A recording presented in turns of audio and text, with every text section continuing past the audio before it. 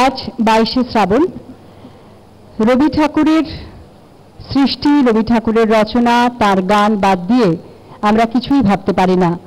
আর বছরের কোনোদিনই ভাবতে পারি না। আগে থেকেই বলছি যে 25শে বৈশাখ আর 22শে শ্রাবণ আমরা জানি দুদিন আরো নতুনভাবে নিজেদেরকে রবীন্দ্রনাথ ঠাকুরের সমস্ত রচনার মধ্যে, সবকিছুর মধ্যে নিমগ্ন রাখতে চাই।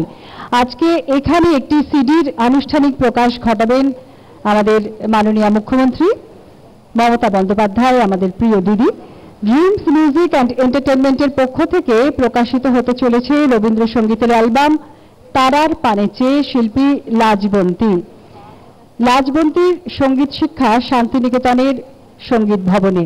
আমি শিল্পীকে অনুরোধ করছি মঞ্চে এসে দিদির হাতে এই সিডিটির আনুষ্ঠানিক প্রকাশ ঘটবে এই সুন্দর মঞ্চে। শিল্পী লাজবন্তী তার এই রবীন্দ্রসঙ্গীতের অ্যালবাম তারার পানে চেয়ে।